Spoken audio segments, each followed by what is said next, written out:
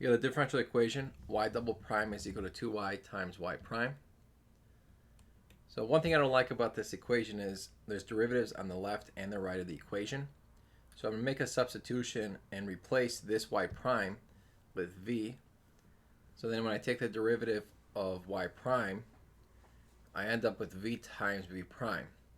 Now technically, I should end up with v prime, but v prime here is dv over dx because we're taking the derivative of both sides with respect to x, and this can be rewritten as dv over dy times dy over dx. And the reason I can do this is because these dy's will cancel and I'll be left with dv over dx. And so dv over dy is just v prime, dy over dx is just v. And now, going back to the original equation, y double prime is v times v prime. So that's what I replace here. And then y prime is v, so that's 2y times v. Now I can subtract both sides by 2yv, and here I skipped a step. I factor out a v from both of these terms, and I'm left with v times the quantity v prime minus 2y equals 0.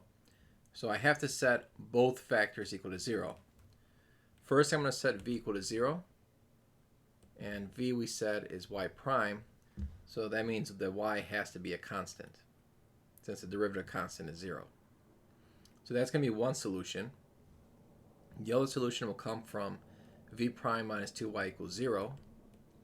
So that means that v prime equals 2y. And then taking the integral of both sides, we see that we have v equals y squared plus c.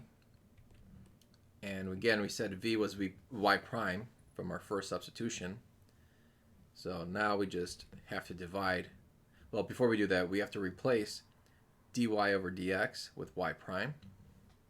And we're going to have to divide both sides by y squared plus c, and then multiply the dx over.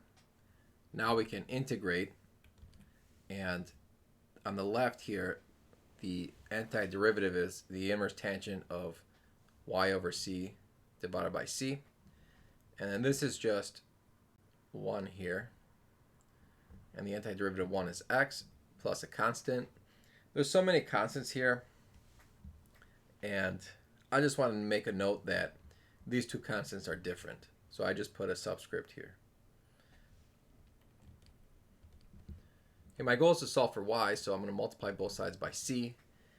And when I multiply c with c1, I get another constant.